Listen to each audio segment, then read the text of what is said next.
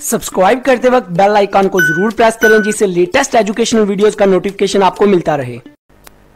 इस वीडियो में मैं आपको बताऊंगा कि बैलेंस शीट क्या है, इसका बेसिक कॉन्सेप्ट क्या है और क्यों बैलेंस शीट बनाई जाती है, किस पर्पस के लिए बनाई जाती है और बैलेंस शीट ऑलवेज इक्वल क्यों होती है, मतलब एसेट वाली साइड और लाइबिलिटीज़ वाली साइड क्यों इक्वल होती है। तो सबसे पहले हम इसकी एक्सप्लेनेशन को रीड करते हैं जल्दी से, फिर इसकी कंसेप्ट को डिस्कस करते हैं। Balance sheet is a statement of a asset, liability and capital of a business और a other organization at a particular point in a time, detailing the balance of a income and expenditure over the preceding period. Balance sheet मतलब balance sheet में हम दो column बनाते हैं, एक side पे asset लिखते हैं और एक साइड पे लाइबिलिटीज प्लस ऑनर इक्विटी या शेयर होल्डर इक्विटी लिखते हैं।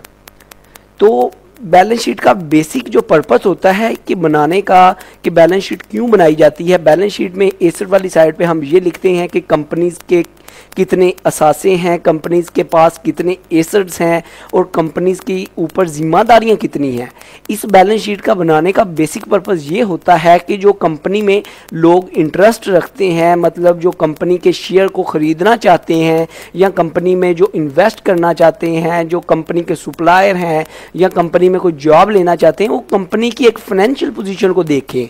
उनको एक अंदाज़ा हो जाता है बैलेंस शीट देख के कि कंपनी की फाइनेंशियल पोजीशन कैसी है, कंपनी की सूरत हाल कैसी है, कंपनी लॉसेस में जा रही है या कंपनी प्रॉफिट में जा रही है, कंपनी के ऊपर जिम्मेदारियां कितनी हैं, कंपनी के पास एसेट कितने हैं, कंपनी के पास लिक्विड एसेट कितने हैं, मतलब कैश वगैरह कितना है, बैंक में कितने पैसे हैं और कंपनी के पास कितनी इन्वेंट्री है, कंपनी के ऊपर कितनी जिम्मेदारी।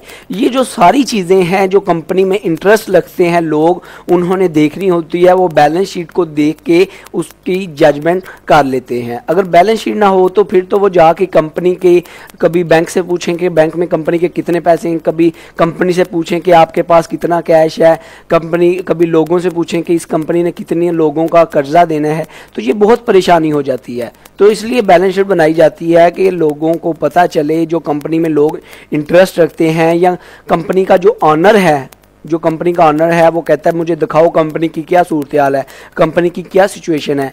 तो जो कंपनी के आगे अकाउंटेंट होते हैं वो बताते हैं सर ये कंपनी की बैलेंस शीट है, इसको देख के आप जजमेंट कर लेंगे कंपनी की क्या सूरत हाल है। इस तरह कंपनी के इंटरनल सिस्टम में भी बैलेंस शीट का बहुत इंपॉर्टेंट रोल होता है और आउटसाइड में भी बहुत इंपॉर्टेंट रोल होता है। तो एक छोटी सी बात आपको एक और बता दूं कि काफ़ी लोग सोचते हैं कि बैलेंस शीट हमेशा इक्वल क्यों होती है। बैलेंस शीट हमेशा इसलिए इक्वल होती है क्योंकि जो कोई भी आप कुछ भी ट्रांजैक्शन करते हैं बैलेंस शीट में, उनका इम्पैक्ट बोथ साइड पे आता है। मतलब फॉर एग्जांपल आप कहते हैं कि आपके पास जो एसेट हैं कंपनी के वो 1 लाख रुपए के हैं, मतलब 70,000 रुपया कैश है और 30,000 रुपये की कंपनी के पास मशीनरी है। तो कंपनी के टोटल असासे हो गए एसेट 1 लाख रुपया। तो दूसरी साइड पे भी हम, मतलब liability and honour equity side पे भी हम 1 लाख रुपया ऐड करेंगे एज अ शेयर कैपिटल की नाम से, कि कंपनी की जो जिम्मेदारी है, शेयर कैपिटल जो है कंपनी का वो 1 लाख रुपए का है। तो इसी तरह हर ट्रांजैक्शन के बोथ इम्पैक्ट होते हैं और इसलिए बैलेंस शीट जो है इक्वल रहती है हमेशा, कि हर ट्रांजैक्शन के बोथ इम्पैक्ट साथ साथ आते हैं और दोनों साइडें इक्वल रखी जाती हैं और रहती हैं। आई होप आपको, बैलेंस शीट का नाम ही ये है कि बैलेंस रखना दोनों साइड पे, तो इसलिए बैलेंस शीट जो है ऑलवेज इक्वल होती है। आई होप आपको बैलेंस शीट के बारे में काफ़ी आगाही मिल गई होगी, बेसिक कॉन्सेप्ट, आपका बेसिक लॉजिक बैलेंस शीट के बारे में क्लियर हो गया होगा। वीडियो अच्छी लगी हो सब्सक्राइब और लाइक करना मत भूलिएगा। अपना ख्याल रखिएगा, दुआओं में याद रखिएगा।